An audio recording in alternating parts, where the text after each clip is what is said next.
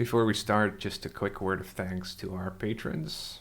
Thanks to their contributions, I can spend more time working on the VR space, creating features, doing video editing, hosting events, and other stuff like that. So, dear patrons, thank you so much for your continuing support.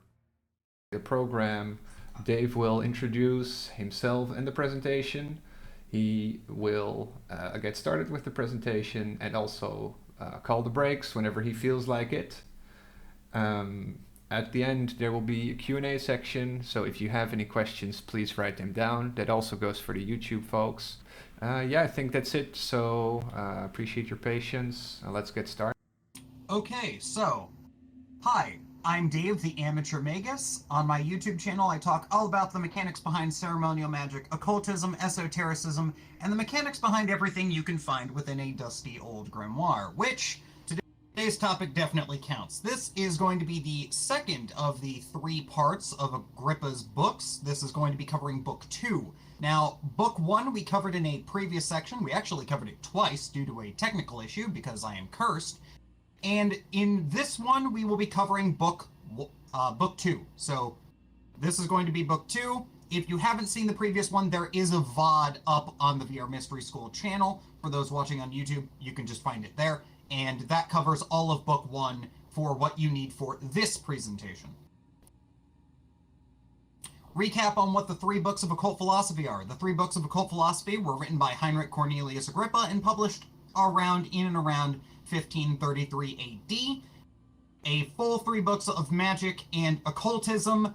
These are and are not. This is a much more medieval physics textbook that includes magic as being a major part of it than they are just a straight up, yeah, this is not really just a magical grimoire as we would expect in the modern era. This is much more of a, you are going through and you are learning physics and how magic works is a major part of physics.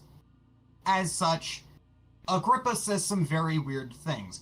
Fortunately, he says a lot less weird things in book 2 than he said in book 1. Like, in book 1, he said such wonderful things as, if you put a lion's skin on a sheepskin, the sheepskin will dissolve.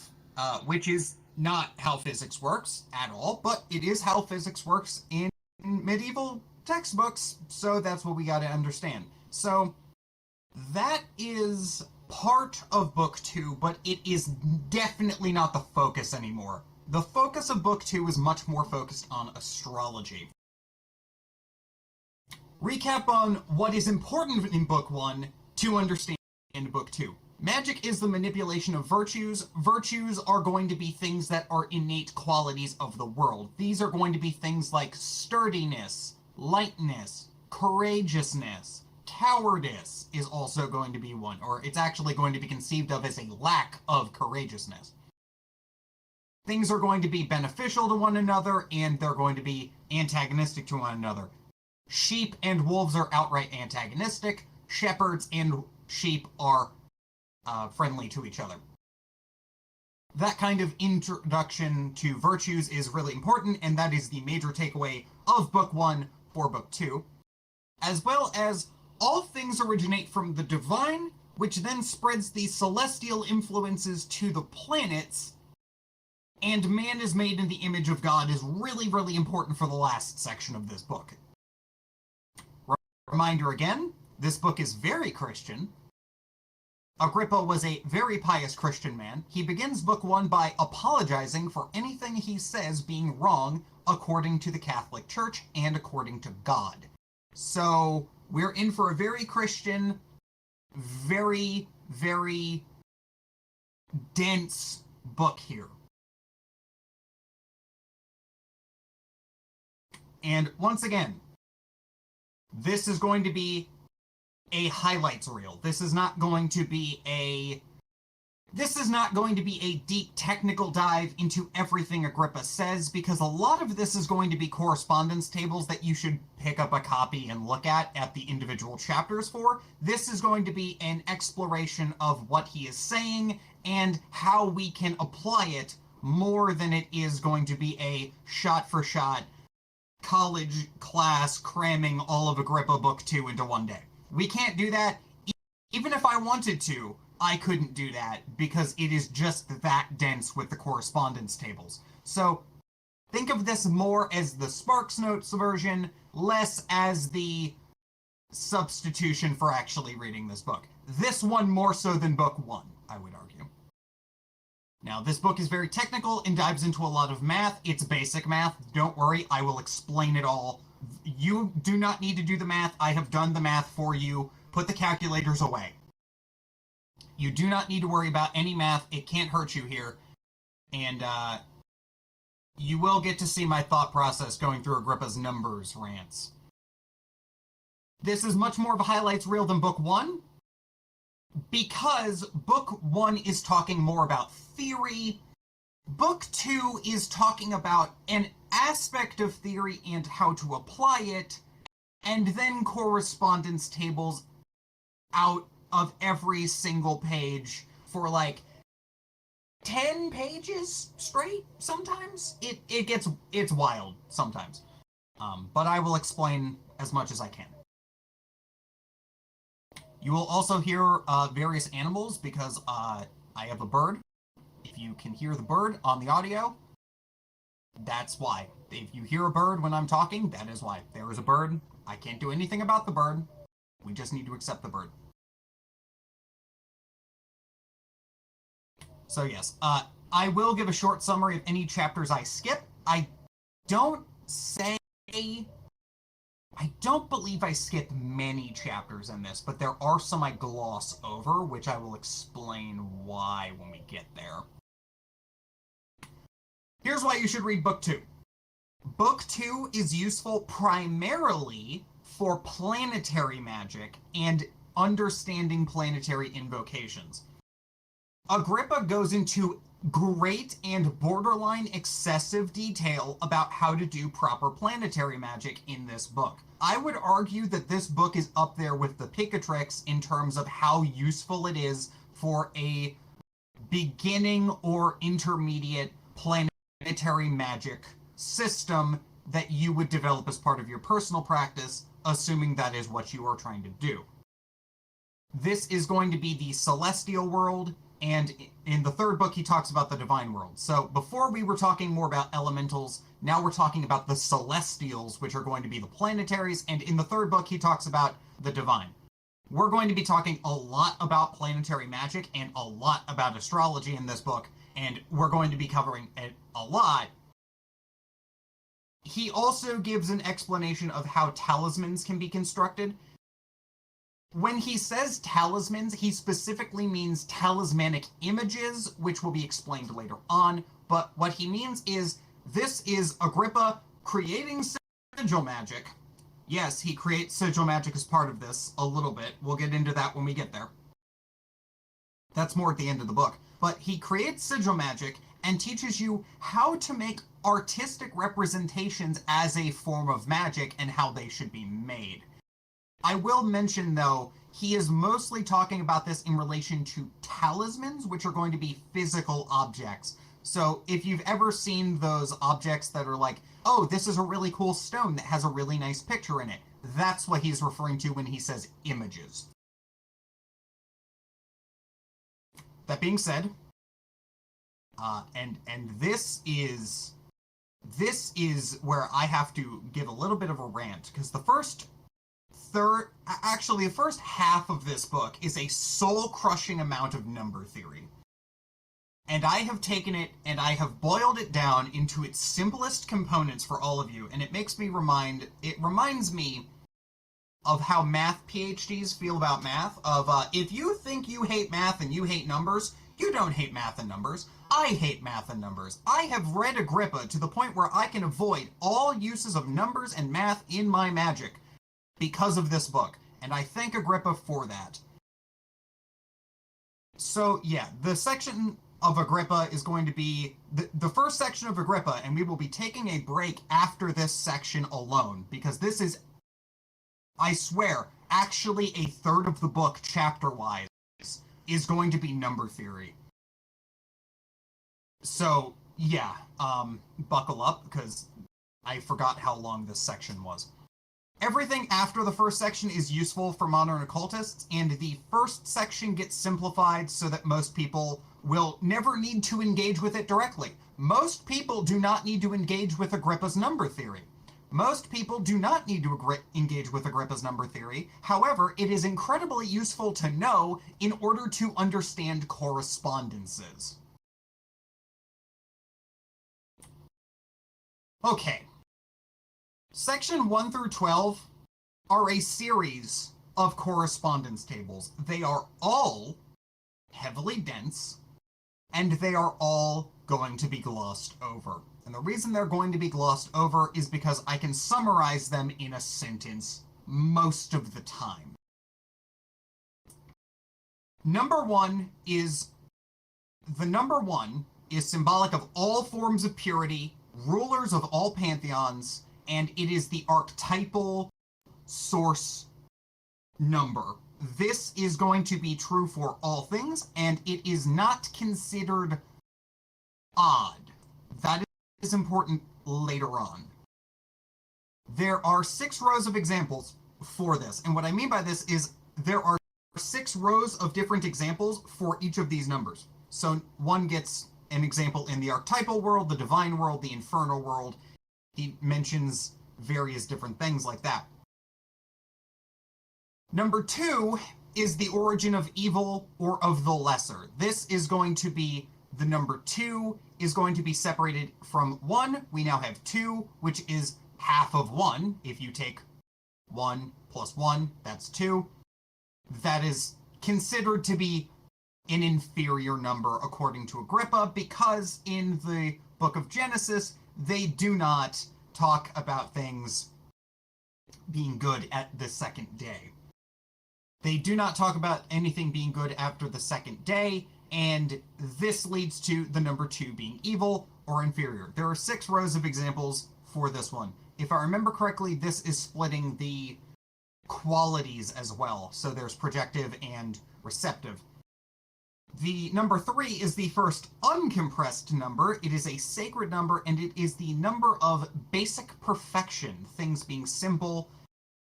And there are 12 rows of entries for this. This is going to be where we get the first number that is considered to be a proper number by Agrippa. So number 1 is considered to be pure essence. Number 2 is considered to be an inferior sub-number, almost. And number 3 is where we get an actual number. And number 3 is going to be where we get the number of perfection, because if you look at the beliefs of the Catholic Church, they believe that there is the Holy Trinity. 3, that is what that is. And then we get to the number 4. And the number 4 is for foundations. It is God's chosen number for all things perfect. There are 40 examples of the number 4 being God's chosen number. Yes, the tables did start escalating very quickly. And this is where God's number becomes a whole thing, because the number 4 is, you think of the number of elements, there's 4 elements. You think of the basic qualities. The basic qualities, there's said to be 4 basic qualities. There's 4 considered states of matter. There's going to be plasma is associated with these 3 states of matter. So we have solid, liquid, gas, plasma. That's an example. And Agrippa wouldn't have known about that, but he goes through and he goes and explains all 4 of these, the different types of animals. You have 4 arms is said to be one of those. Then we have the number 5, which combines the masculine number 3 and the feminine number 2. It is the middle number and is the lawful middle of the universe that is 10. This is going to be where Agrippa starts going a little bit more high-minded and starts talking about how the number 5 is considered to be the justiciar and the balancing force of the entire universe, because it understands both the masculine 3 and the feminine 2. The number of examples has reduced. That being said, we still go up a little bit because there are 5 per row here. 6 is going to be the number of perfection in nature. This is the number situated, and it is suited to generation and marriage, and is called the seat of the or the seal of the world. Now, if we take this, the number 6 is going to be considered to be a very beneficial number. The number 6 is going to be where we get, if you look at a cube, it has 6 sides. This is another thing relating to this. It is said to be generation and marriage because if you take 2 sets of 3, you take 1 and you split it in 2, that's considered lesser. But if you take 3, which is considered the perfect number, and you double it, that is considered to be generation and marriage, and that is considered to be a much more perfect number than the number 2, even though it's, they don't really do multiplication in medieval grimoires, you will notice. It is mostly going to be addition. Okay. The number 7 is going to be the powers of the human body, and it connects the body to the soul, and is overall themed as being 2 things being bound together. It is also the day of rest and vengeance.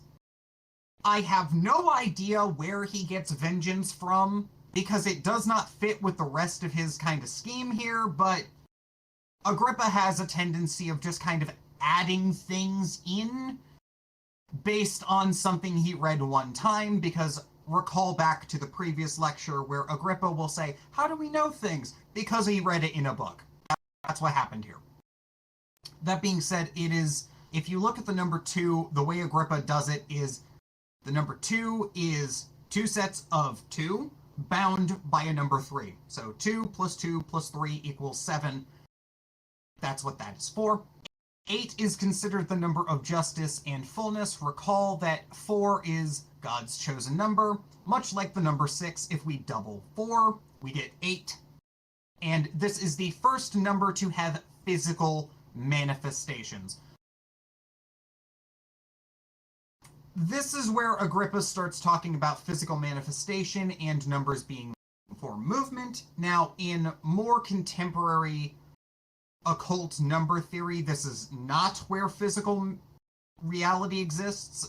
We actually, most modern occultists are going to say that this is actually kind of incorrect, but Agrippa makes reference to all of the previous people who are thinking it. So Agrippa is taking this, and he is saying that the number 8 is for justice and fullness, and we're going to agree with him because there is no use arguing with Agrippa. Because he has more sources than I have words about his sources. Number 9 is going to be the movement and inspiration number. It is also the number of incomplete completion. This number goes on forever, according to Agrippa. Number 10 is going to be a universal number. It is going to be the number of completion. And 11 is sin and repention. And number 12 is divine perfection.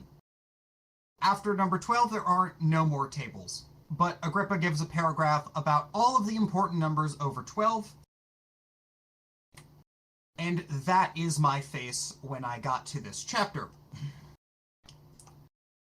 13 is the mystery of Christ. 14 is Christ himself. 15 is spiritual ascension. 16 is the number of happiness. 18 and 20 are inauspicious. 19 is glossed over. 22 is the fullness of wisdom. 18 is the favor of the moon because of the lunar mansions. 30 is all the important stuff because Agrippa straight up just says 30 is one of the most important numbers. There is no...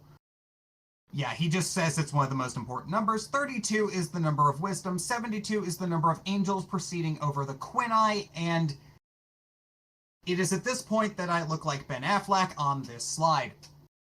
Does anyone have any questions before we get into... Oh, my mistake. We're not done.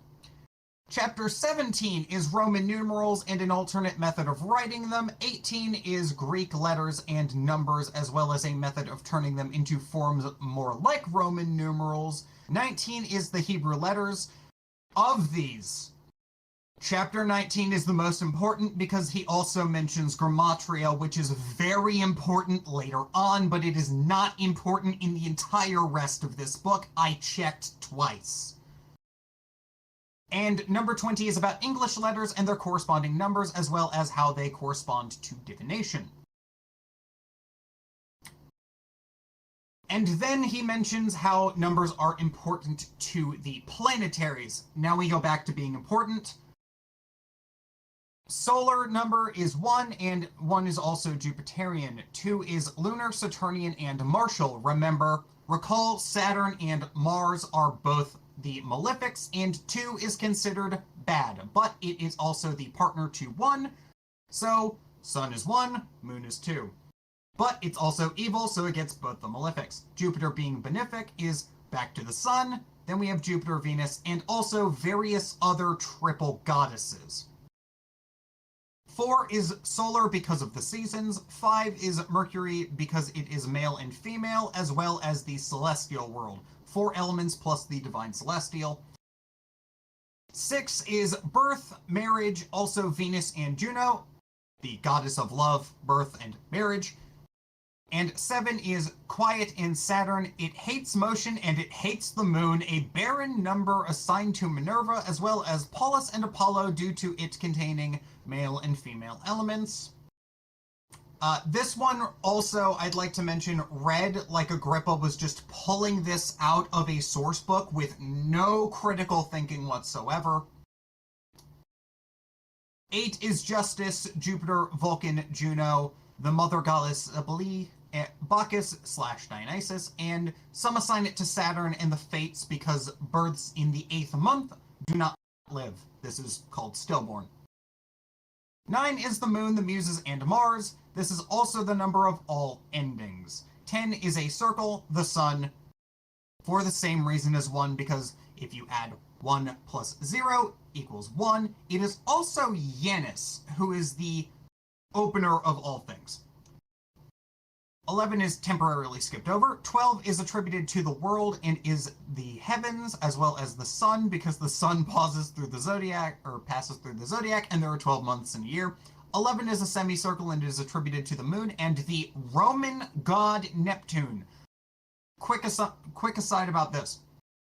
Uranus, Neptune, and Pluto, whenever they are referenced in Agrippa, are talking about the Roman god. They are talking about the pagan god Uranus, Neptune, and Pluto. They did not have any conception about the astrological planet or the astronomical planet, and they do not have any attributions to them attributed to what those modern day astrological attributions to Uranus, Neptune, and Pluto are. When he talks about Uranus, Neptune, and Pluto, he is referring to the Roman gods because that is what he knew. Okay, do we have any questions before we get into letter squares? Because this is actually the interesting part. Feel free to post them in here. Feel free to line up here behind the microphone. Until then, I'll get us started. Dave, yeah, a couple questions. What's the basis or origin of Agrippa's cosmology? Like, it seems inspired by what is suggested in the Corpus Hermeticum, but also a little different from my limited understanding. So what can you say about that? Agrippa's cosmology and where he is getting this is going to be the Corpus Hermeticum and primarily Neoplatonism. He references Aristotle quite a lot. He references Plato. He references those thinkers, as well as a lot of Ficino, Pliny the Elder. All of the ancient world was basically taken as what informed Agrippa's cosmology. Agrippa's books are a greatest hits of what medieval and Renaissance thinkers believed at the time in relation to magic and in relation to the physical world. So when Agrippa talks about the spheres, he really does start sounding very hermetic Neoplatonist. Yeah, cool. Awesome. That was what I was wondering about. Thank you. Another question about the numbers. There's a couple specific ones, like number 3. It's important in all forms of, or many forms of paganism and stuff, and there's so many pagan references or things mentioned in Agrippa. You think that there's a connection there? There absolutely is, because if we look at the number 3 is attributed to a lot of triple goddesses as well. Like, Agrippa straight up name drops Hecate and Diana as being 2 of these goddesses. And you will notice that commonly, if there's going to be an archetype for a goddess, it's going to be considered a triple goddess. That's one of the most recurring. That's not the most recurring, but like it's one of the most recurring versions of a goddess archetype. So Agrippa was definitely informed about what the pagans believed as well, and he put that into here as well. Yeah, great. And just to be clear on these associated deities, they should be taken as correspondences, right? Or like archetypal relations to the numbers. They should be taken... Agrippa touches on this, but spoilers for section like 9, yes, these are more archetypal. They are not specifically going to be like... When he says that the number 11 corresponds to the Roman, like to Neptune, he is not talking about like the specific god. He is saying the archetype of the god Neptune. Yeah. Very cool. Number 6, is that a Masonic G? With the generation stuff and all that going on? It kind of is, yeah. Yeah, it is trying to generate all of these different things, and it is all of this different emanation. Really, the number 6 will actually make more sense in book 3 than it will here. I hate to say that, but that will make more sense in book 3 when we talk about the spheres. Yeah, Agrippa has a wonderful habit of things that are mentioned in book 1 will not be addressed until book 2 or book 3, and he does this again in book 2, and then he cross-references stuff in book 3 with book 1 and 2. It is all cross-referenced, but I'm not gonna lie, sometimes it makes no sense in the moment. It seems like there is here and there a little bit of conflicting information, even in Agrippa's book 2 itself, about certain numbers and stuff and things attributed to them. Is that how you feel too? And is that maybe due to his way of treating sources and just copy pasting them, or what are your thoughts about that? So yeah, that is definitely...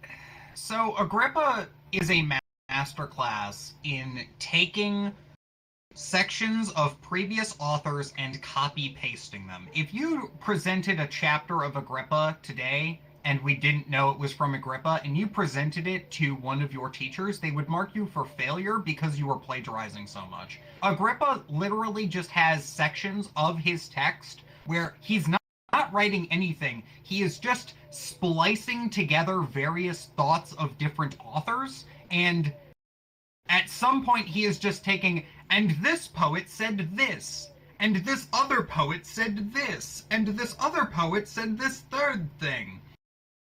And he does that quite a bit. Specifically with the numbers, though, he really, really tries to focus in on one particular author, usually Aristotle, and then he will pop over and say, but also this other thing, which really seems like at certain points he didn't know what was what, and he didn't know what to drop. Does that make sense? Yeah. He's giving others the occultist's joy of figuring out shit for yourself. Let's be blunt about it. Here's the data, good luck, pal. But at the same time, we can appreciate him for that, because at least he gave us the different data sets, if we can call them that, to play with and so on. So yeah, that's interesting. Yes, definitely. He absolutely did a wonderful job of this, and I will say that having 3 questions is, of course, the perfect amount of questions, because it is the perfect number. Right. Did any of the number symbolism here, to your understanding, end up in the tarot? I feel like I saw a couple things here and there that are definitely corresponding to my understanding of tarot symbolism. What's your thoughts on that? Yes and no.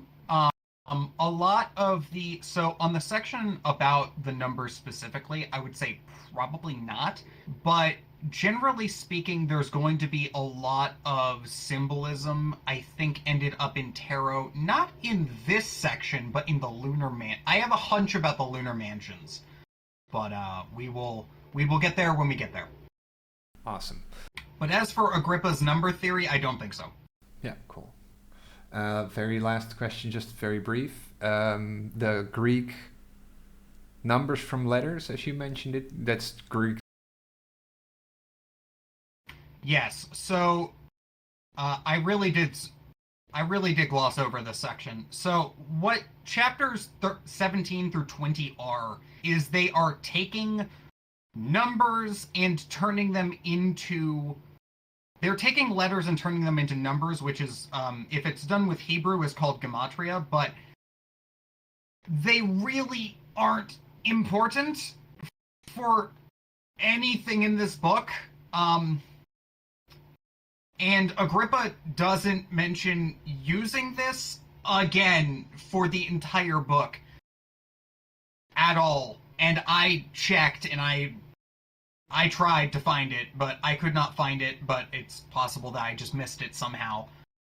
But for the most part, chapter 19 of these 4 chapters is going to be the most important one, because Hebrew gematria is very important for practices and studies and disciplines that will make sense and are practiced in book 3. But for the most part, it is not important here.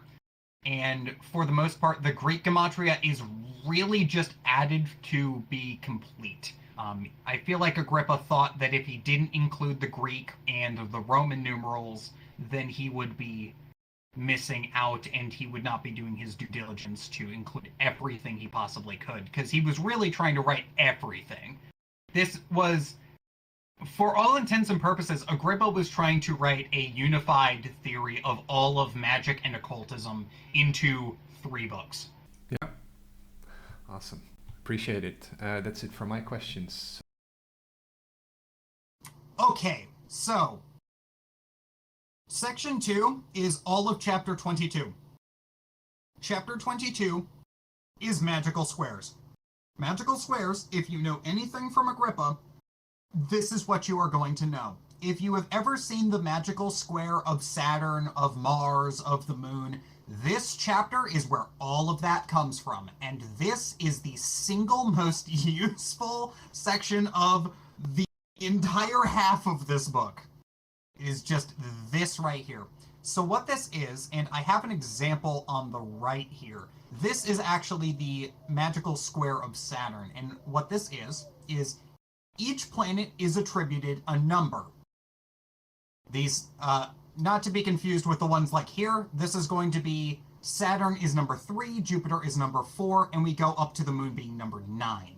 And that will, again, make more sense in book 2. Or in book 3.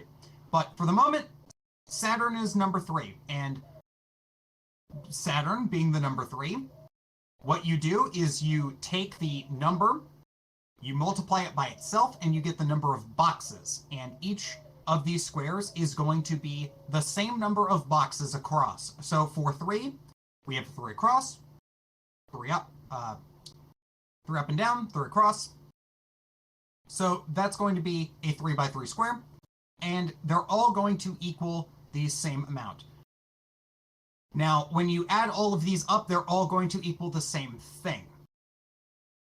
So the numbers for each of the magic squares are going to be, they're going to be the number of the planet, then the number of the planet multiplied by itself, and then they're going to be the number of all of the boxes added across, and then the final number is going to be all of the boxes added together. These are the different correspondences, and these are completely, these are a different set from what we were previously told in the numbers. Like, we have Saturn being the number of perfection, but also Saturn is in every instance where he is referenced in this book sadness and depression. So make of that what you will. But as we go through, we see that these numbers get progressively larger.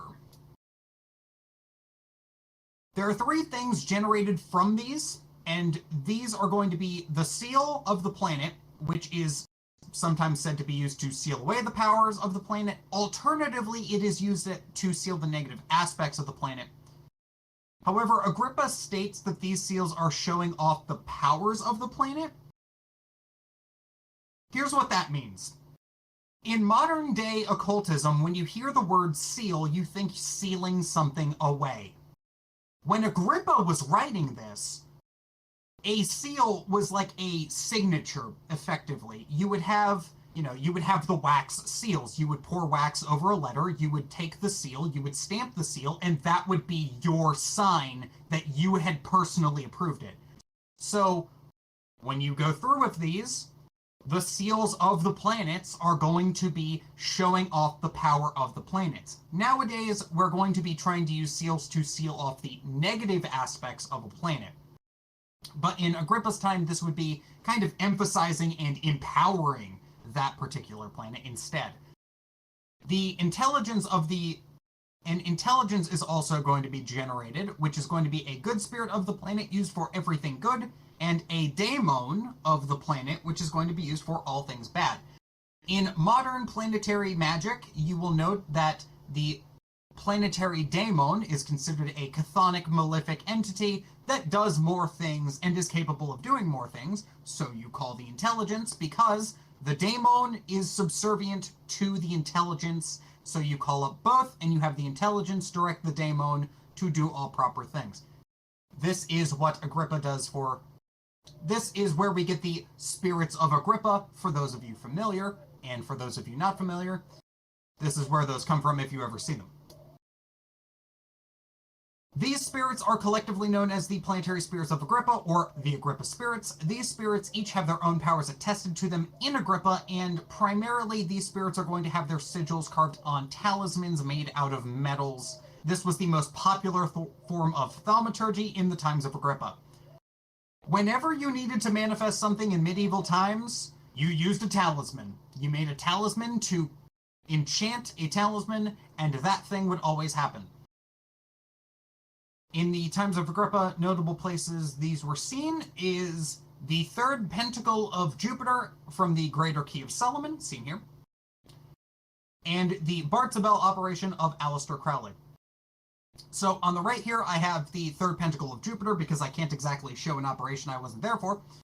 And the Greater Key of Solomon has on the top left, we have the seal of the planet Jupiter incorporated into the design of the talisman, and the sigil of the intelligence of Jupiter right below that. And there are various names of God, and this is a very common form of talismanic construction in this time frame. So we see that even in the Greater Key of Solomon, this practice was being used. Now, the Bartzabel operation from Aleister Crowley. The Bartzabel operation from Aleister Crowley, for those of you who don't know, is an operation that Aleister Crowley is said to have done, where he evoked the spirit of Mars, Bartzabel, who is the planetary daemon of Mars. And if you see that, we never actually learned what he did that operation for, but if you read sections of the transcript, if I remember correctly, half of that operation was just the spirit asking to leave because he just wanted to leave. He did not go, and it was just Crowley saying, "No, I have more questions for you." So it was kind of an interesting thing to read, but he doesn't actually tell you what he did the operation for. Read this section. This is the most important section in the entire book. I promise you. If you read one chapter of Agrippa, book 2, this is the section you should be reading, because this is used so thoroughly, and it is so vast that it is really the most important chapter in all of book 2. A little bit of a note on what I mean when I say that these sigils are carved as various talismans in various metals. So Agrippa mentions how you can carve these sigils of both the good spirit and the bad spirit into various metals, and they will have different effects. Like he mentions carving the spirit of the moon into lead will cause really bad things for everyone in the environment around it, but he if you carve it into silver, good things will happen, crops will grow, everything good that you could want from the spirits and powers of the moon will happen. That is section 2. Do we have any questions on section 2? Also, notably, there is an entire section about the spirits of Mars, which I think is just a really funny anecdote.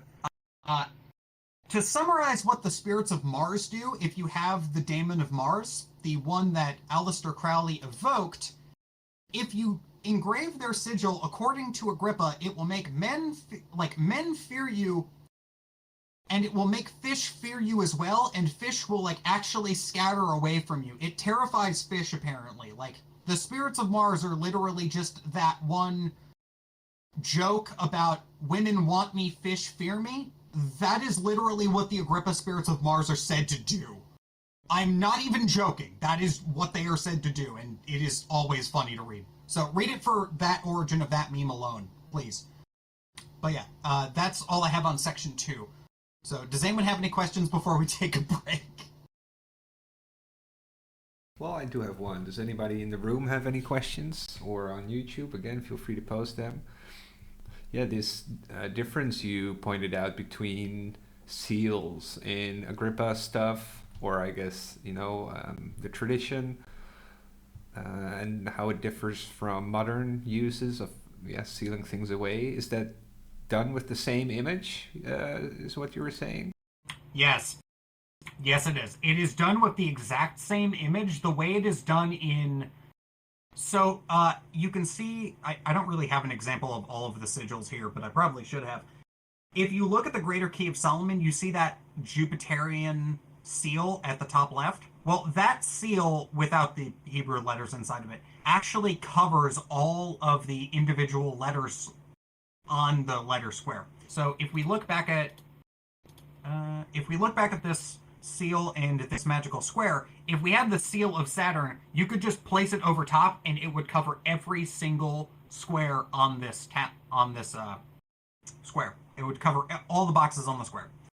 So the understanding is in modern day, you make one of the squares, you make one of the planetary squares, and you can put the seal over top of it, and if you put the seal over top of it, it will seal away the influence of the planet affecting you.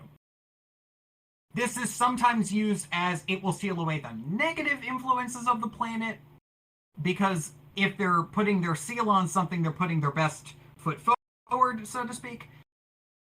It's an interesting morphing of the understanding from past to present.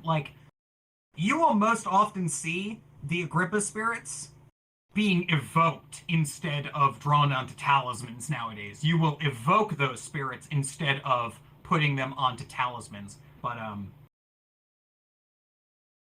so yeah, that's where we get those understandings from.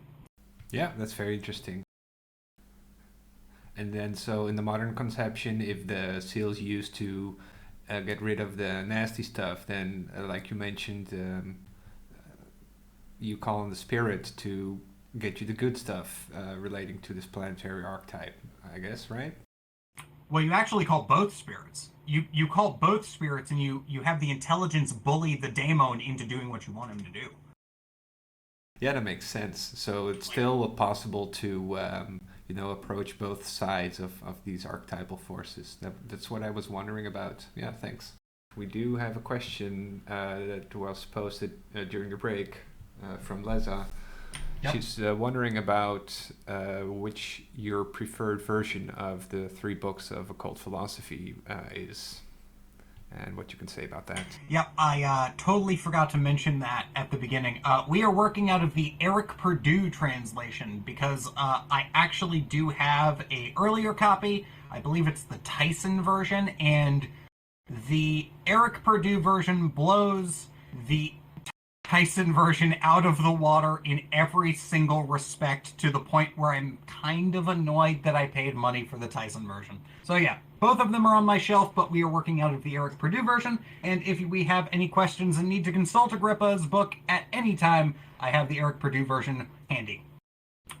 Just just a note on that. Eric Perdue's version also goes into depth with what all of the different astrological things are. So at certain points, Eric Perdue will actually explain in the footnotes what a particular astrological term that we don't use in modern astrology means, which is, that in and of itself is so invaluable that that's why we're using it, because it is amazing. I can't tell you how many times I've been like, what does this term mean? And then I just check the footnote that it has, and Eric Perdue just explains what it means. It's wonderful. So highly recommend Eric Perdue's translation, which is what we are working out of. Yeah, great. And I think you also mentioned last time just the amount of footnotes and all the information contained within them is worth the purchase by itself. Some of these pages are actually half footnote by volume, straight up, just because he has to explain so much. Eric Perdue apparently took like 10 years making this, and it shows, and it is worth every...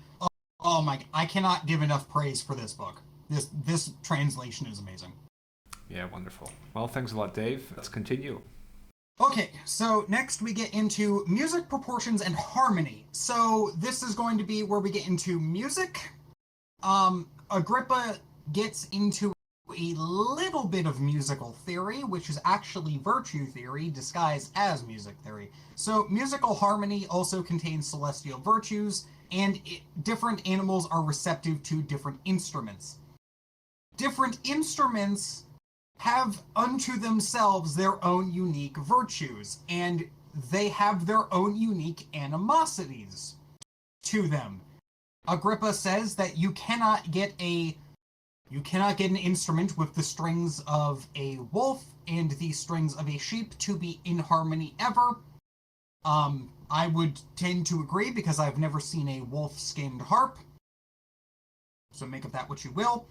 But yes, Agrippa will mention that various animals will not be able to harmonize with each other. Specifically, he mentions that you cannot get the roaring of a lion and the lulling of an ox to harmonize, because music is contained within all sound, hearing, and the voice. And really, Agrippa goes to great detail about explaining that certain music is going to be complementary and certain music is going to be antithetical.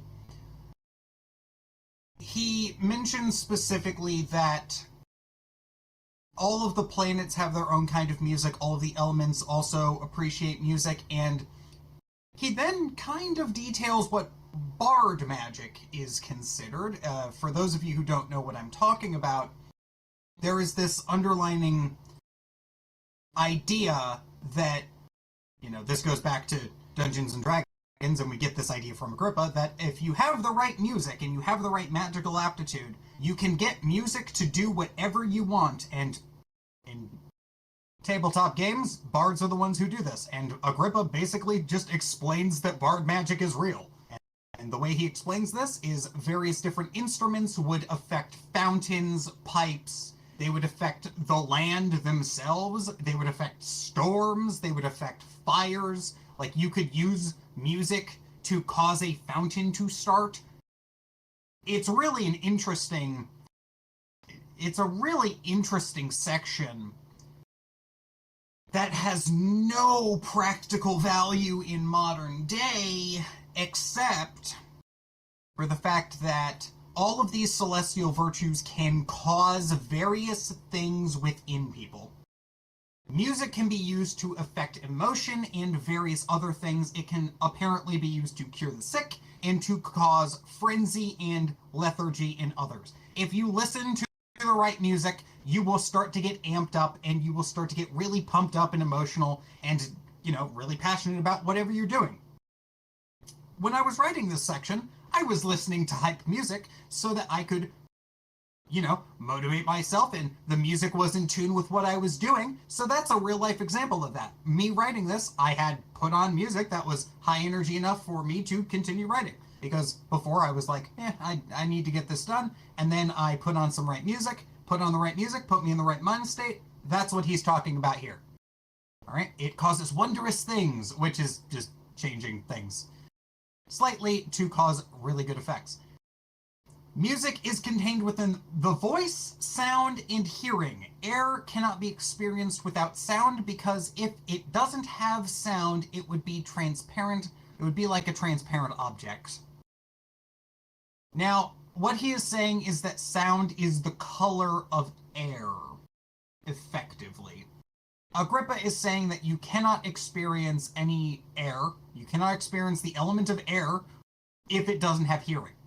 Because if you're seeing something that's a physical object, that's not air. If you're hearing something, that is, according to Agrippa, the color of air, or the sound of music. And music can be used to get stars to do things as well as certain tones and harmonies themselves, particularly astrology, as well as elements are given their own tones and notes. This is a correspondence table that I will be glossing over. It is important to note that Agrippa does detail various different aspects that the planetary powers have and what their different voices, quote, quote, are. But I'm kind of glossing over that a little bit. Agrippa then explains the motion of the planets is by proportion to the other planets, and that music done via numbers is the most important and the most powerful. This is also where the prima mobile is mentioned as being the most important of all celestial movers. So the prima mobile is the prime mover of the universe? And I don't know why it wasn't really mentioned until now, but for all intents and purposes, we're going to consider the prima mobile to be God because it's basically the thing that keeps the entire universe moving at all, according to Agrippa. It moves counter to everything else. It moves counter to everything else, and its movements are so powerful that they change the very world when it happens, and it happens at a constant rate. Moving forward, chapter 27 is about how man, being made in the image of God in the lesser world to the higher world, or man is the image of God in the lesser world to the higher world. As such, because God does everything in math and numbers, so too does man get divided into proportions and numbers. These vary, however, everyone corresponds to at least one archetype that is also divine/God. Agrippa then goes on for about 5 different pages talking about the different proportions of tall people, fat people, and every other person in between. I am going to be skipping over this for the sake of time, and because when I was reading over it, it was causing my eyes to roll back into the side of my head like I was reading the math section. I am saving you all a little bit of time. Yeah. Agrippa then goes into great detail about the proportions of how humanity is divided into correspondences, with a lot of tables to demonstrate his points, and the proportions of the various kinds of people. Agrippa goes into excessive detail, almost. The only important part of chapter 27 is the piece about how man is proportional, and so is the attributes of the hand, and Agrippa gives attributes for what the fingers and parts of the hand are. This is the only important part of this entire section. Paraphrasing. The pointer finger, the one you left click with, is going to be Jupiter. The middle finger is going to be Jupiter, or no, the middle finger is Saturnian. The ring finger is solar. The middle of the hand is Martial.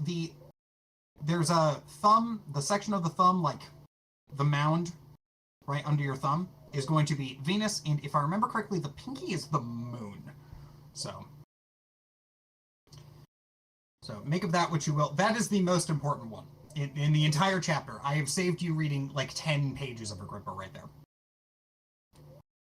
The mind is also proportionate, similar to the body, and while when the most proportional body is joined with the most proportionate soul, the gifts of fate are given unto them. Okay, this is a weird one. So what Agrippa is saying here is that your soul and your body are both in unison with being proportionate to the properties of their attributions. So if your body is Jupiterian, your soul is also going to be Jupiterian. If your soul is martial, your body will also look martial. And vice versa. If you work on your body, your soul will also become as above, so below. Your body will become more martial as your soul becomes more martial. Or solar, or Saturnian, or whatever planetary power the soul is becoming at that time.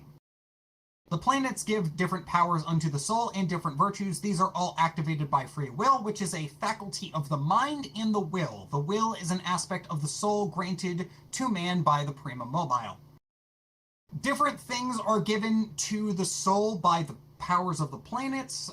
This is going to be because we're really just living that maximum of as above, so below when we read this section, because it is said that things like anger are given to the soul by Mars. Things like the ability to fantasize and communicate are given to the soul by Mercury. The free will, though, is given to the prima mobile. It is given to the world by the prima mobile, which, once again, this really is the most basic of... Yeah, the prima mobile is basically just God in, like, physical form. Okay, now we have section 4, which is going to be the astrological influences. There is a lot going on here, and it's actually fairly easy to understand.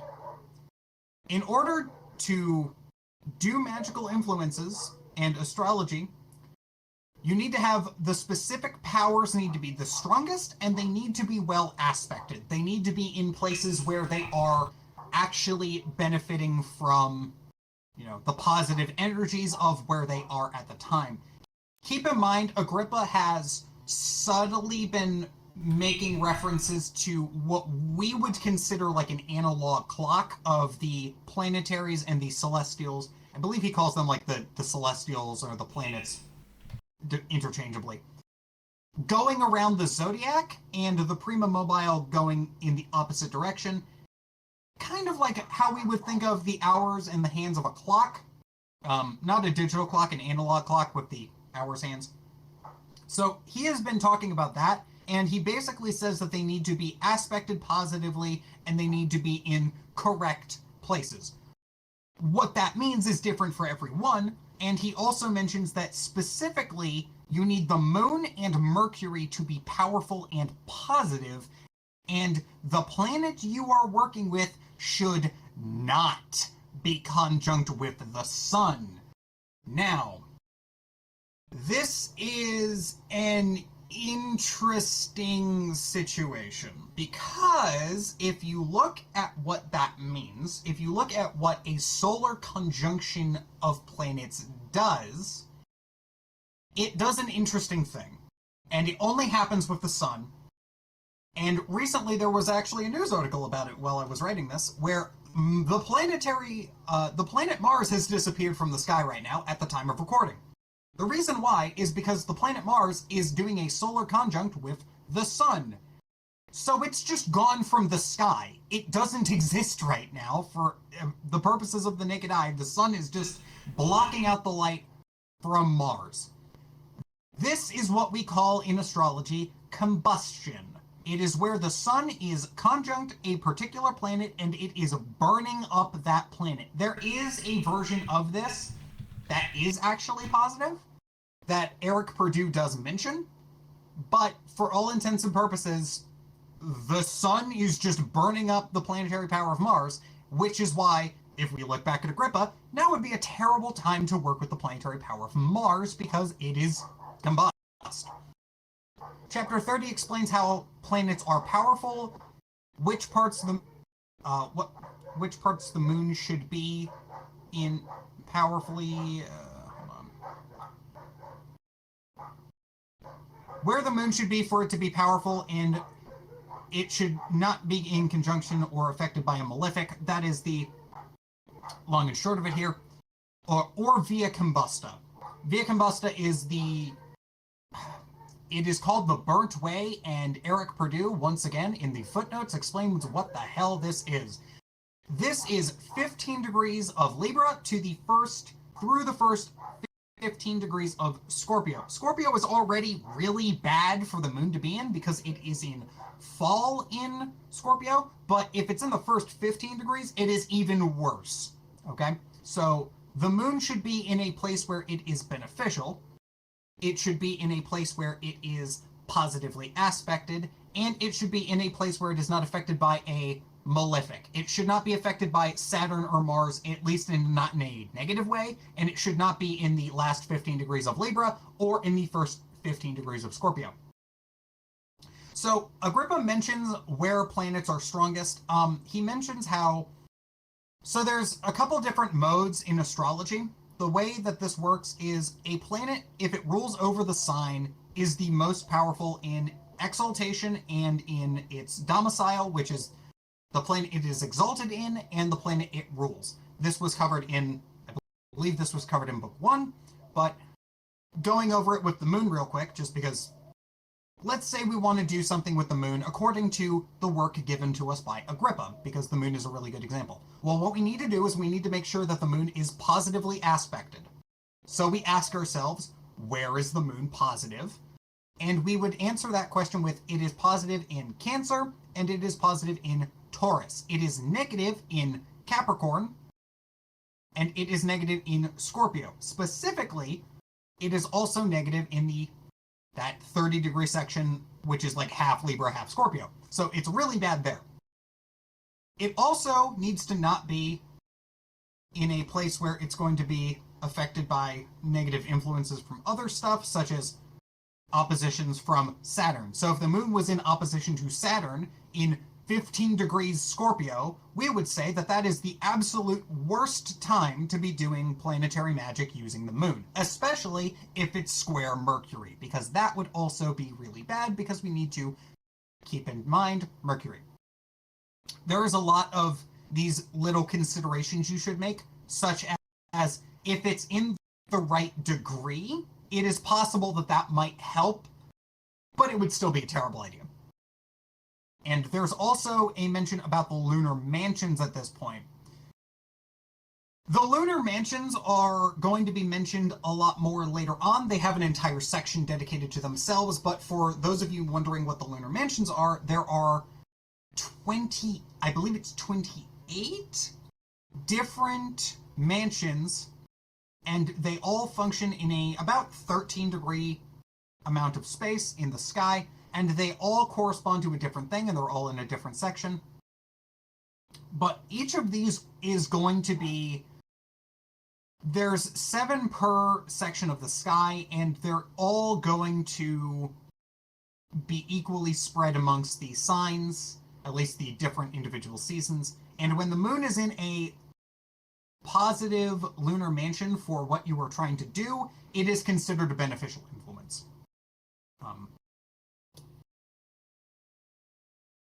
Agrippa then proceeds to talk about the fixed stars. Okay, so I am going to skip over the fixed stars chapter because the fixed stars are another thing you can use to aid in planetary magic. However, the reason why I'm skipping over them is because they're not really used, they're not really brought up except for Agrippa's specific magic, and even Eric Purdue had to correct every single one of Agrippa's every single one of Agrippa's fixed star locations and where they are in the zodiac, because they have all shifted over time. So that is the absolute... This is probably one of the places I think Agrippa, while being complete, is not exactly, this is not useful to us and our reading of Agrippa, because while he will talk about the fixed stars, he won't really give a good, they're not really as useful as you would assume. You can use them and they have various different powers to them, but you're not really going to be calling up Canis Minor, or the Pleiades. Maybe the Pleiades is, you might actually call that one up, but you're not going to be calling up a lot of the fixed stars in your magic, and you're not really going to see them referenced outside of Agrippa. So this is one I'm just going to skip for the sake of time, and because it is once again a 3-page long correspondence table that I did not want to copy verbatim. 32 is going to be the sun and moon rule over all of astrology and must be taken into account in all operations. The sun controls all of the elements, and it is the seasonal aspects of the year, and the moon is the receiver of all of the celestial virtues. The moon interrupts the higher virtues, which is why we need to pay attention to it, while the sun is the center of all astrology. Okay, the sun is the ruler of all of astrology. All things should be done with mind to the sun. Remember, if the sun is conjuring a planet, the planet just disappears, as we have learned from the various news articles and as we have learned from our explanation of solar combustion. But the moon is actually probably more important here, because the moon is sometimes called the gateway to the planet, like the gateway to the stars. If you look at the celestial bodies, the moon is the closest to us. There is nothing closer to us in terms of like actual distance to the stars than the moon. As such, the moon's orbit, like the sphere of the moon, as it will later be referred to, is the closest to those stars, and it is the thing that keeps us from receiving them on occasion. And recall back in book 1, the moon is showing you what the celestial currents and what the celestial powers are doing, and if they are capable of being received at that time, because that is one of the powers granted to it. The moon is capable of showing you what is both going to be receptive, and the moon is capable of showing you what is going to be receding, which is what the moon does. Okay, section 5 is about the lunar mansions. I think now is a really good time to do a Q&A, because those 2 chapters were a lot. Those 2 sections were a lot. We've covered like half the book so far, for those wondering. There was a question posted just now. Jay McGrill was wondering if there's any decent computer apps or software games, anything that you know of, I guess to learn specifically about Agrippa, his material, or the practices he recommends. I wish it would save me reading 3 books. No, there really isn't a... So, I would argue you can't have one, because the way that Agrippa is structured and the way that this book and really all of esotericism work is you need to do an experiment and see the results in the waking world, which actually gets referenced in chapter 60 of this book, which is the last section of the book. And yeah, it's really not something that can be digitally simulated, so to speak. As much as that would be really cool, it really can't. You can use digital things in practicing this science. Like, I have 3 different note programs open at any given time about this kind of stuff, but at the same time, you can't really just make a game about it, unfortunately. And of course, there's plenty apps for things like astrology, divination. Somebody here also recommended a great geomancy app, which I think is also something Agrippa goes into at some point. So yeah, there's definitely things maybe related, but as far as things uniquely Agrippa, I don't think they exist. And yeah, like I said in the YouTube chat just now, it is definitely my intention to investigate how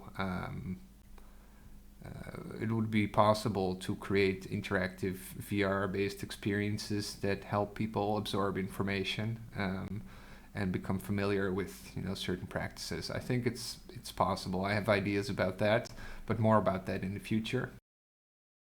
I do not see any further questions in the stream. I do see a comment from Arcade Alchemist, who says AstroSeek is good for basic health, to astrology, knowing when it's the best time of the month to fast, etc. Yeah, that's interesting. Another astrology app I see often recommended is Time Passages. And it also contains information useful for people doing ceremonial magic. Yeah, my own question, I just have one. Is there more explanation or lore behind the fact that will is governed by the prima mobile? Like, why is it attributed to that, or is it just assumed that it is? Because God, unfortunately. That's basically the lore is that the prima mobile is the celestial stand-in for God. And God gave mankind free will, therefore the prima mobile being the stand-in for God is the one where we get the free will from. So it's basically just saying God did it. Yeah, well, that's still quite interesting. Thanks. That's it for the questions for this section. So, ready when you are, Dave. Okay, so from here we talk about the lunar mansions in true motion. There are... that is actually incorrect. There are more than 13 lunar mansions, if I remember correctly. That is actually typoed to hell. I believe there's 28. 28. 7 times 4. Yeah, there's 28. So, that's a typo. There is 28 lunar mansions. They are all about 13 degrees, and I'm only going over the first 7. Now, Agrippa gives very specific amounts of degrees, but I'm just gonna say that, no. So the lunar mansions are really cool, and they all have really nice names. And here's the problem.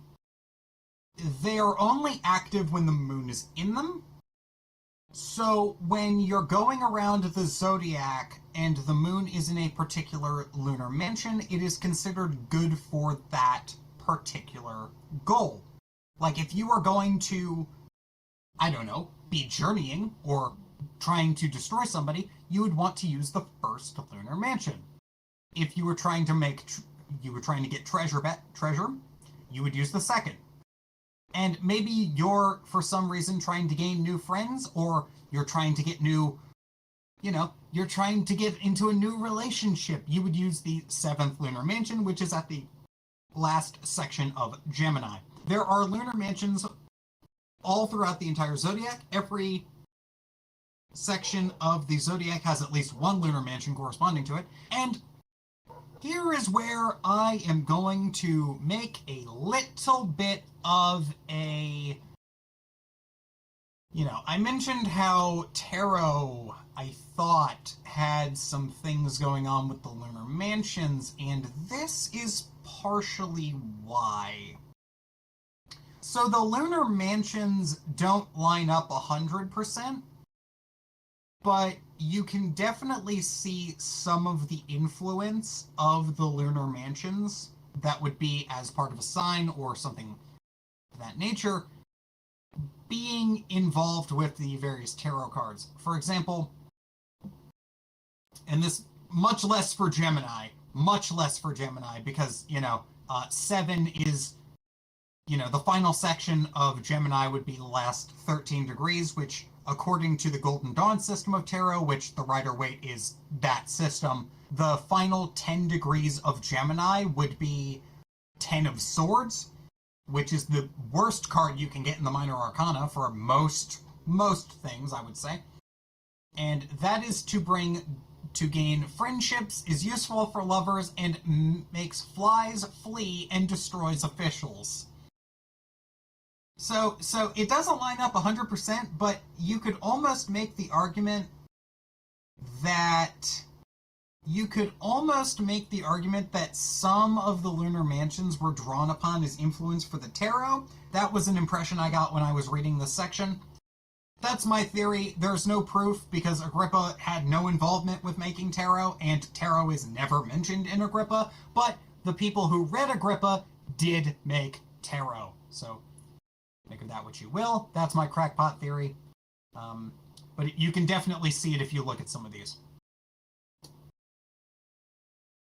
Stars are in the 8th sphere. There's 9 spheres. You are you are not in a sphere. You are on the planet Earth, which means that you are not in one of the spheres. The lowest sphere is going to be the sphere of the moon. The stars are above the sphere of Saturn, which is the 7th sphere. Therefore, they are in the 8th. And the prima mobile, for those wondering, is in the 9th. This will come up later. Planetary hours are then explained. Planetary hours are 12 hours broken evenly into 12-hour days and 12 hours for night. And these hours are not observed. Oh, if these are not taken into account, images will not function. Remember earlier when I said talismanic images? This is where those come back up, and we will be talking a lot about images in a moment. Now, this is where I need to explain this. So the way planetary hours work are if you have dawn and you have dusk. That period of time is broken up into 12 hours, and those are the planetary hours for that day. However, from there, you take the dusk till dawn, and then you break that further into another 12 hours. So you have 12 hours of daylight, and you have 12 hours of nighttime. These hours are not going to be equal 99.9% of the time, except for maybe like 2 days of the year, which is the equinoxes. Every other day, they're going to be completely different. And there's going to be, these are broken up into 24 hours. So yeah, this is the planetary hours. Honestly, if you are interested in learning how planetary hours should be observed, this is a good section, and you need to pay attention to the planetary hours. But for the love of God, get an app. Don't calculate it yourself. It's not worth it. There are so many apps. You can just get a good one and just use an app instead of calculating the planetary hours yourself. Highly recommend getting an app. Section 6 covers images and how they work and how they are symbolic representations of higher powers, being representations of the divine and their influences as they are captured in the images. It's important to know that these are also talismans. These are talismanic images. These are covered here because I cannot fully explain the elementals as there are too many, and they're mostly correspondence tables for what these are. Okay. So,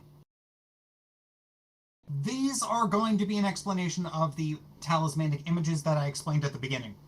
Talismanic images, so when you wanted to do any sort of manifestation work, you would make a talisman, and these are specifically going to be for talismanic images. If you have ever gone shopping online and you've seen a pendant with an image of a woman with her arms wide out and that kind of thing, and you've thought, oh, that's a really cool turquoise pendant, I wonder why they have that little art image on it.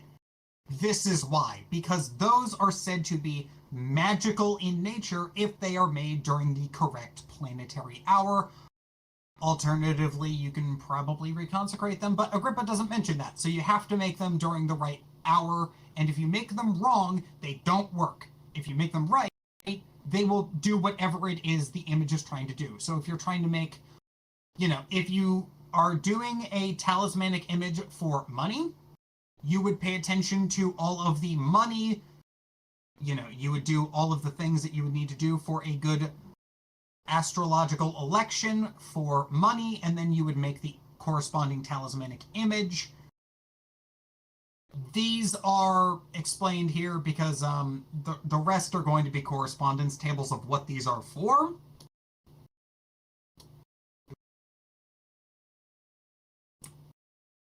And I'm not gonna lie, this goes on for a while.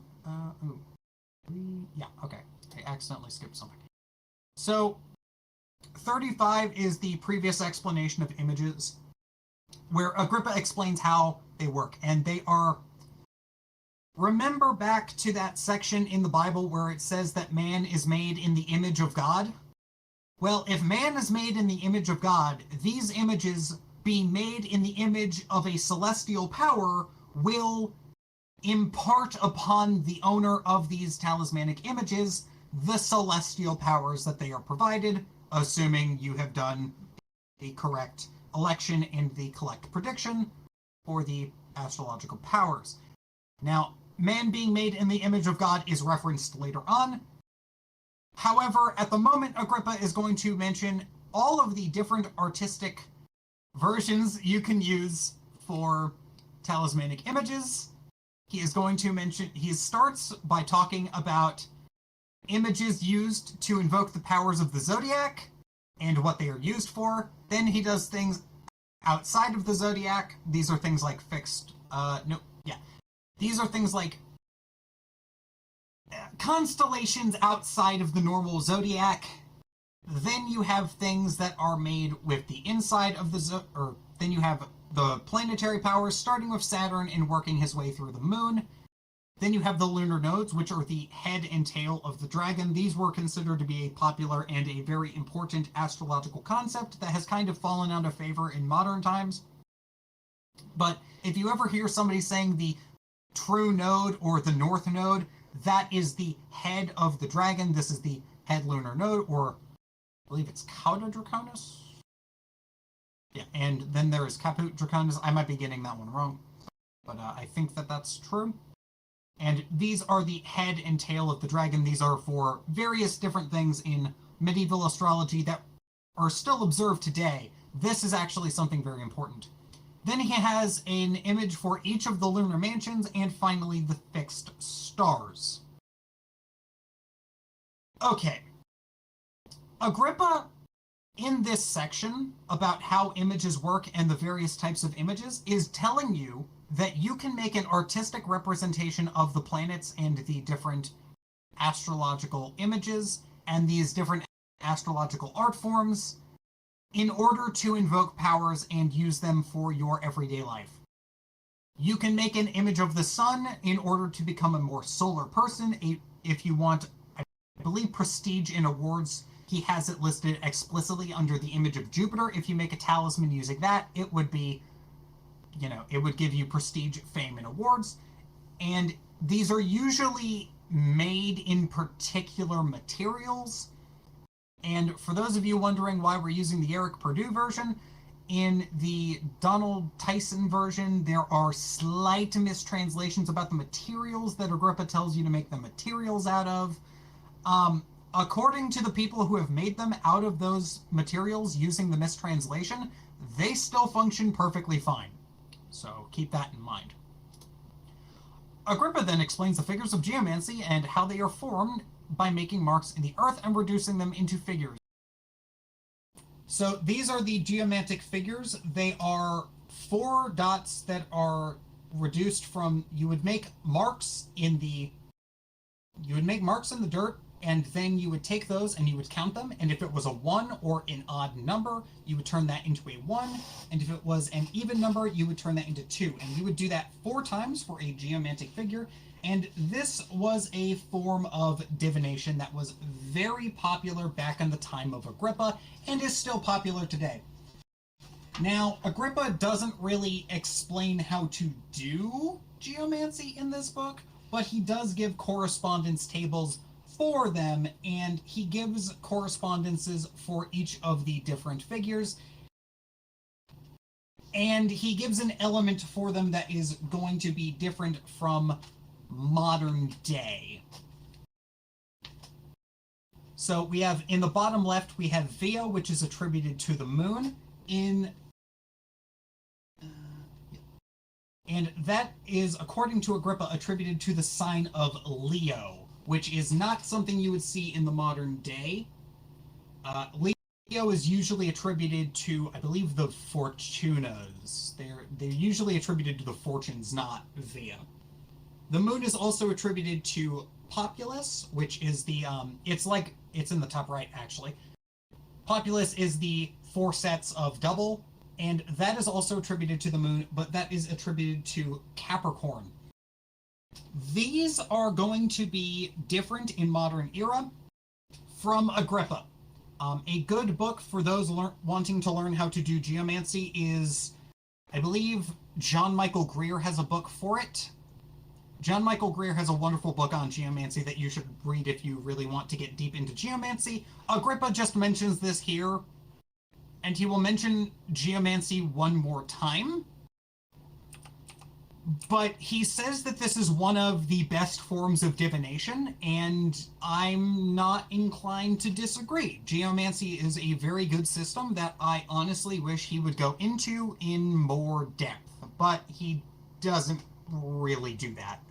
He gives a very basic form of geomancy. Like, he doesn't explain geomancy much at all, and he definitely doesn't do it in the section where he is basically just skimming over the geomantic figures, which is kind of a shame, honestly. Agrippa then invents sigil magic immediately after. I am not making this up. So, Agrippa then explains how you can make images to manifest the desire you want instead of invoking the celestial figures. Agrippa then gives explanations of how you should do this. The way this works is you take your desire, you make an image that is symbolic and is representative of what you are trying to do, and you make it during a time where it would be astrologically beneficial. Now, this is going to be different for every desire, but Agrippa gives some basic ground rules. Agrippa is straight up just giving you the method for turning art into magic here. Like, that is what chapter 49 is. So he's saying if you want people to be fighting and combative with one another, you're going to want to have them be fighting and combative. If you're going to want love, you're going to want them hugging, and you're going to want symbolic representations of, like, Venus and the sun and that kind of thing. It's really interesting that Agrippa just puts this here. And then he explains how images should be constructed, and by this I mean he explains how the art should look as kind of an extension of the previous section. It is actually wild. It is actually wild because Agrippa basically just takes the artistic forms of what we would consider magic and just turns them into 2 chapters explaining, and here's how you do whatever magic you want using talismans. That's it. Agrippa then, to aid in people wanting to use the geomantic figures as part of their symbolism set for magic, gives a method for incorporating these, and he gives various images. These are actually, sometimes you could pick these out of the Greater Key of Solomon, once again referencing that, which we mentioned before. Some of the images on the Greater Key of Solomon look like they're incorporated from Agrippa's tables, specifically the geomantic figures. I don't have an example of that because I couldn't find a good one that was just those, but yeah, if you go look, I believe it's one of the Pentacles of Saturn, it incorporates a lot of these characters into it in a very interesting way. And finally, Agrippa then explains all of the symbols of the zodiac, along with creating a symbol of combining sigils for conjunctions in order to create more specific characters for magic. He is effectively combining them in various ways to make more specific energies. The way he combines them is he gives an example of, he makes a sigil that is the symbol of Aries connected via Leo's tail to the arrow of Sagittarius, and says this is symbolic of the entire fire triplicity. And he explains the symbolism of where we get all of the planets and all the zodiacs, which are...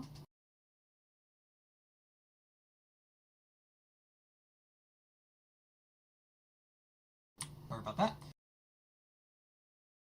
For Aries and Taurus, it is the horns of the animals they represent. For Gemini, it is the twins embracing. For Cancer, it is the advancing and retreating of the moon. For Leo, Scorpio, and Capricorn, it is all based on the tails of what they are supposed to represent. Leo is the tail of a lion, Scorpio is the tail of a scorpion, and Capricorn is the tail of a goat. Virgo is from the grain that she is supposed to be holding. Libra is a scale, Sagittarius from an arrow, Aquarius from waves, and Pisces is 2 fish tied together. This is where we get that symbolism from. For the planets, it is supposed to be Saturn holding a scythe, which is where we get the cross with the scythe-looking thing.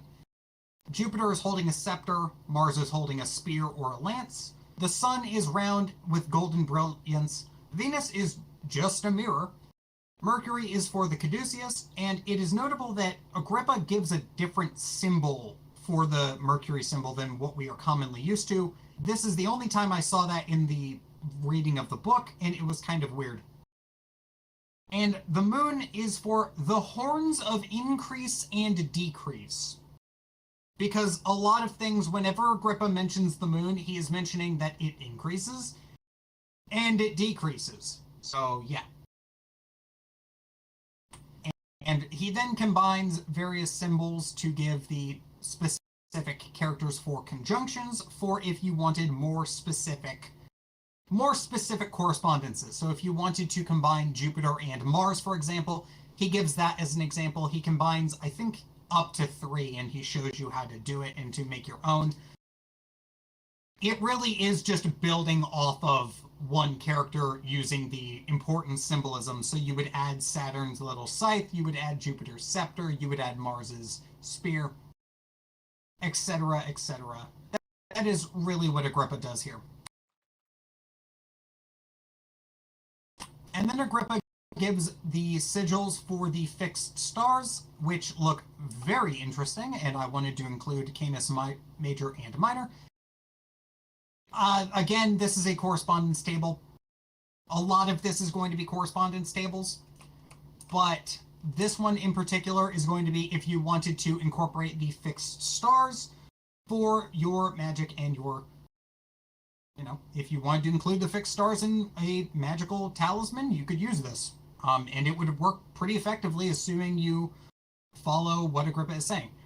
Again, fixed stars, not really as important in modern day, but they were very important in Agrippa's time. And once again, the reason I'm skipping over most of the fixed star stuff is because the fixed stars are a massive pain to work with, and even because this was written so long ago, Eric Purdue did have to go back and explain what all of the fixed stars Agrippa was even talking about are, including the names that we actually know them under today. So, yeah. Does anyone have any questions? I certainly do. Anybody here? Feel free. I don't think there's any questions on YouTube. Yeah, my question was if there's any clarity or anything in the footnotes or anything that you might know about the history or the origins of those little human figures, which I think things like it also appear in the Picatrix. Is that like a common origin? Are they the same, or? You mean for the fixed star sigils? They were the images that would be engraved on like certain materials that you mentioned a couple slides ago. Yeah. So for the images, the art as magical image, that is actually not explained where it came from, but in an interesting turn of events, Agrippa is actually reverse engineering in this section. So Agrippa is actually in the section where he's covering like the various different art as magical talismans, the talismanic images. All of the different people and things that he is saying are being drawn are actually being like reverse engineered from other texts, and that is where Agrippa is getting this from. He doesn't really explain where things come from. He's just saying this is how things are done, and this is what these images represent. So, yeah, it's not really addressed where they come from, but I think they might be coming from the same... They might even be coming from, like, people using the Picatrix to make these images, and then Agrippa being like, oh, that's interesting, what's that for? And then he writes that down and then puts it here. A real quick example from the Picatrix that I just pulled up, like one talisman for a specific use by physicians is carving an image of a physician sitting with in front of him specific items and so on. So again, it's really similar, just kind of an odd image of a human doing something or in a certain posture or something like that, and bam, there you have it, magic. Yeah, it's kind of cool. So, well, that remains a mystery then. Well, thanks. One interesting thing you could make note of is it actually adds a little bit of depth to the massive amount of art that everything in that time period had. So you would see all these different artistic symbols in like the weirdest places. You would see them, you know, the illuminated manuscripts. You would see that kind of art on just random things if it was important enough. And that kind of might be, is that a talismanic image of the thing? I don't know, but it sounds like it might be possible. So, you know, maybe that's an added layer. Yeah, thanks. Let's continue. Just so everyone is aware, we have 3 sections left. This is we have divination. I forget what the 9th one is, but then we have the world soul, and how we know that the world is actually a good thing, and how the world is actually perfect. As weird as that sounds, but we'll get into it. Okay, so Agrippa then mentions that all divination requires astrology because all divination is an offshoot of astrology. In order to predict the events of things, you need to be tracking these celestial bodies, and the tracking of the celestial bodies will inform you of how these celestial influences will act. Okay, so what Agrippa is saying here is that in order to predict the future, and in order to understand how divination works, you need to know what the celestial influences that affect the world are going to do. If you don't know how things are going to act, you cannot predict how that is going to affect the situation, right? Likewise, the reason divination works is because of a secret occult cause that is something in the divine realms and is not a first cause. This is actually the celestial realms. So it is an astrological reason, and it is not the prima mobile. And all divination is a modified form of reading these movements of the celestials. This is most easily done with dreams, which the symbolism is at least moderately apparent for.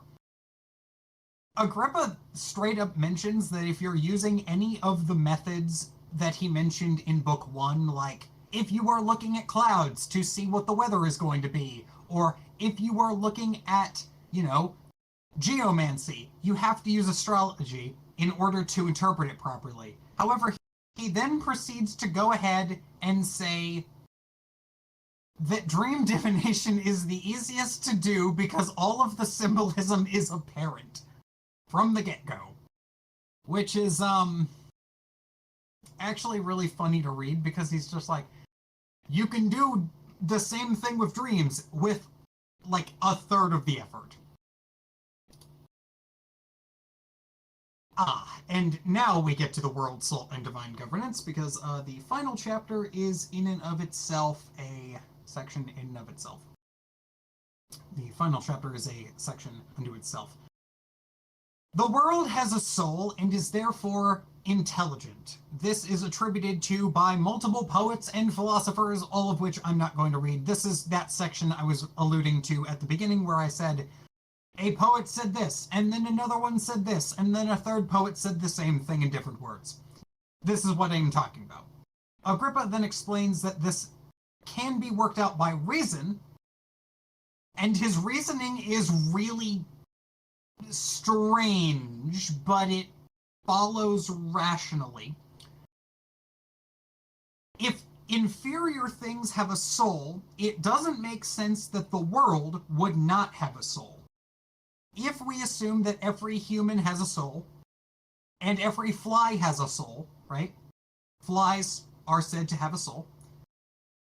It does not make sense that the world, being a much larger and more perfect thing, would not, by proxy, have a soul, because humans have souls, humans are a subset of the world, the sum cannot be greater than the whole, and if it has a soul, it's got to be greater things with souls are greater than things without souls. That's just how Agrippa rolls.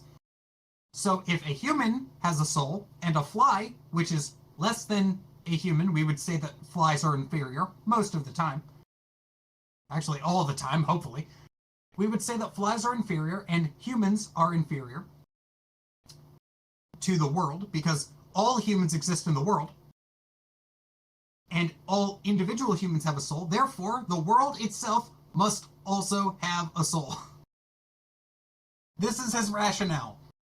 The world having a soul must be rational because the earth has reason of the rational things and water has rationale of, or has the reason of the watery things. Therefore, the world must have reason of all worldly things. Therefore, the rationality of the world is all things.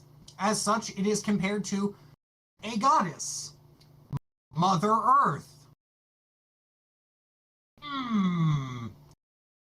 Moreover, it is said that if the world is made out of good, then that means it is as close to perfect as it can be. Since perfection requires a perfect body, for a perfect soul, the world must have a perfect soul. What Agrippa is doing here is, in this entire section, he is effectively using the principles of mathematics to prove, via a mathematical proof, that the world both has a soul, is rational, because if you have a good soul, you are a rational being, and it is good, and therefore the world is actually perfect when it was created, at the very least, because there is notes at the very end about how souls can be, there is an undercurrent of perfection can be decayed over time. So Agrippa is telling us that the world is perfect because in order for, we mentioned that section about proportional souls or in proportional bodies. Well, the world is a proportional soul, therefore it must be in a proportionally good body. As insane as that might sound, Agrippa is saying, in this terms, the world is actually good and perfect.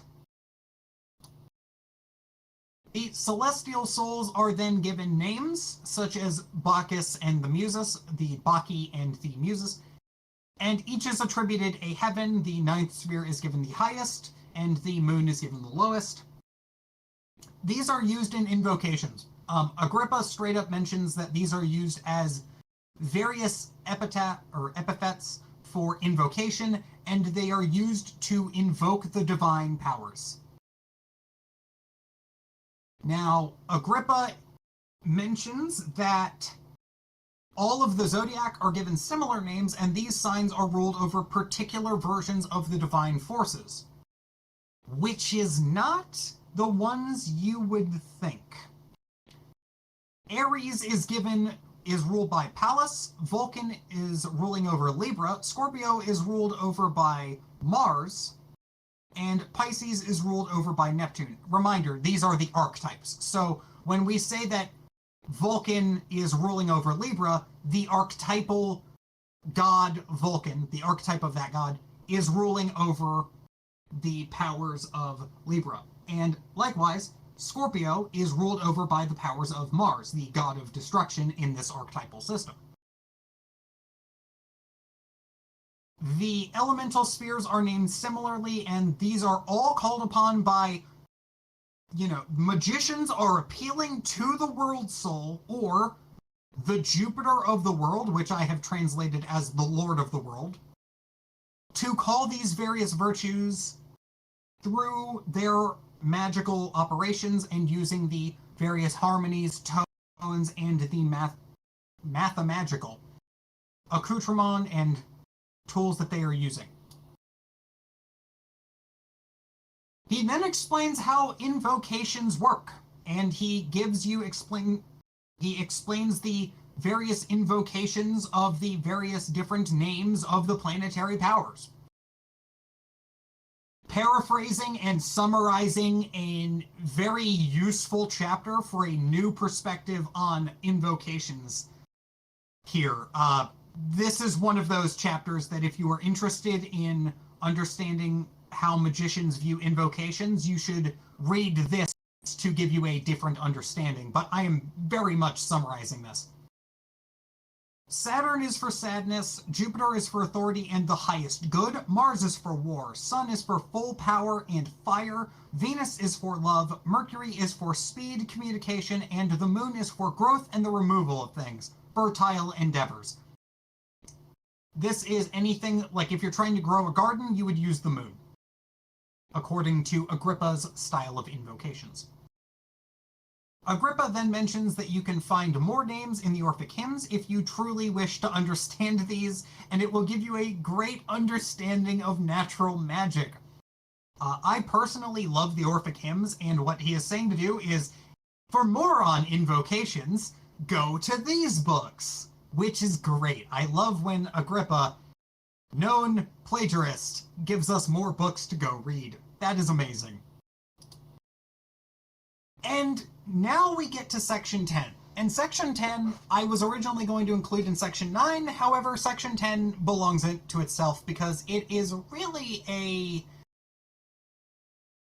it's very different from the rest of the chapters, because what Agrippa does here is he explains how magicians, humans more generally, but specifically magicians, affect the world, and if that is actually a good thing. Effectively, Agrippa is going and doing a moral review of if magic and the divine, the magicians are doing good things with their work. And Agrippa comes to an interesting conclusion on this, because let's read the chapter and I'll dive into this. The virtues of Earth have no source other than the celestials. This is all the astrological principles that we've been talking about this entire book are where all of the virtues of the planet Earth come from. It is magicians and the magical practitioners who work them using the methods of magic to draw these influences forth and affect the world. Effectively, magicians are pulling down the divine virtues from the celestial realms and taking them, and they are pulling them down and doing the work that they are doing. Knowledge is the foundation of all of these operations, and without it, these would not be known how to be performed. What Agrippa means by this is if nobody knew how magic worked, none of this would get done. We would not know how binding spells work. We would not have love magic. We wouldn't even know what archetypes are without this knowledge. This is also why man is able to do magic on things that seem out of his domain. With the right knowledge, he is no stranger to the forces he works. Agrippa mentions that you use the celestial forces and you use astrology and you use astrological magic because with the right knowledge, they're not strangers. They know who you are and you know who they are. In a rough sense, it's like calling up the right person and working the right magic. If you say the right words, if you do the right operations, if you plan everything according to the knowledge of the predecessors, of the people who practice magic before you, it is said that you know how these things work, and these things are fine to do because you're not calling on strange forces, you're calling on friends in a weird way. It's kind of strange. And then Agrippa ends with some words of wisdom to close out the book too, after urging readers to obtain faith in the first author. And this is a really interesting section here that I just kind of want to read because it closes out book 2 way better than I could. He says, trying to turn, so give me one moment as I turn to the page.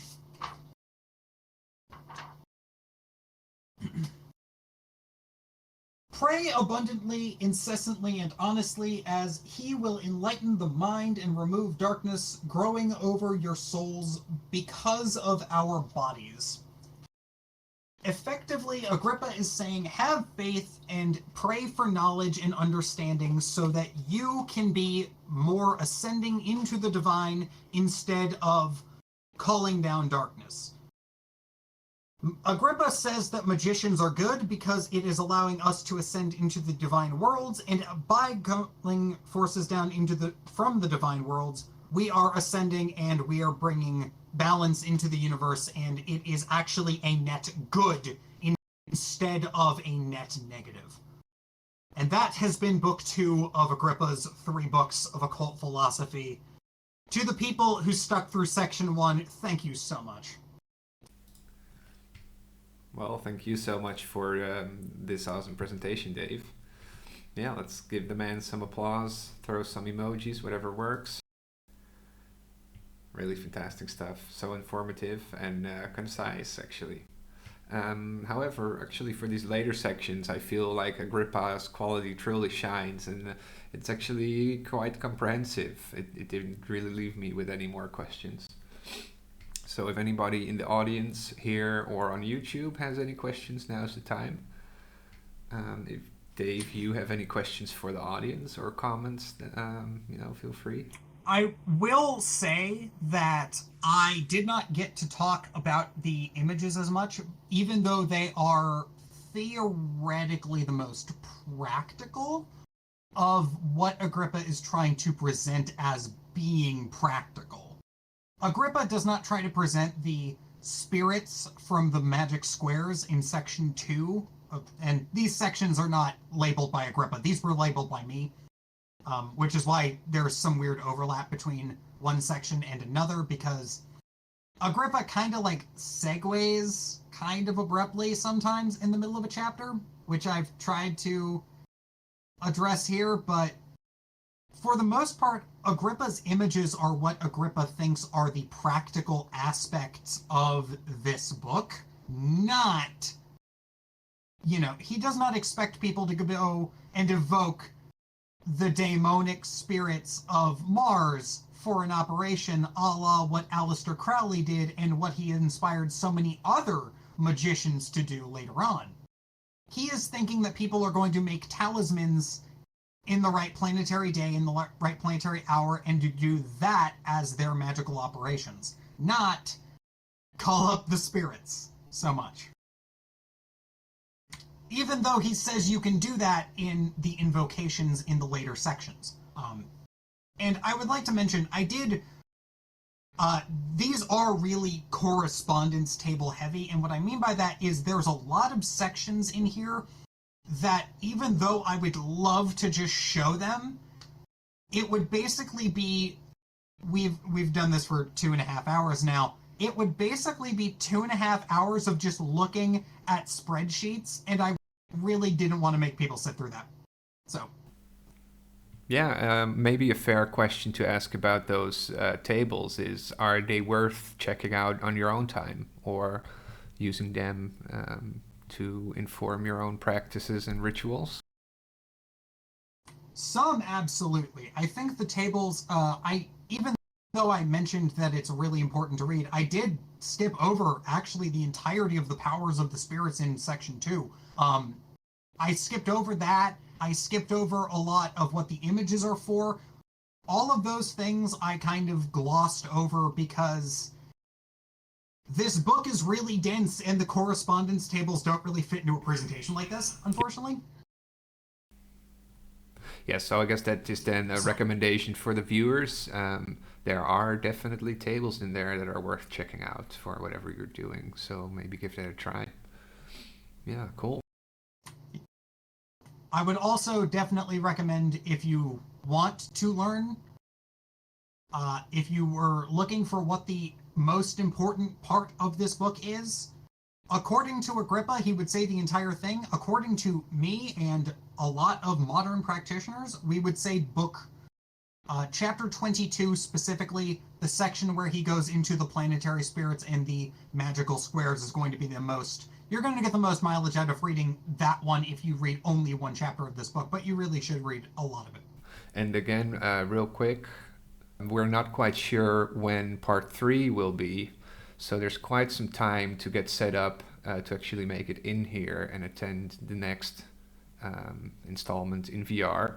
And again, you do not need a VR headset for this, just a Windows system. Yeah, and Dave, let's bring up slide 1 so people can see your channel link. And maybe you can remind us about what that's all about.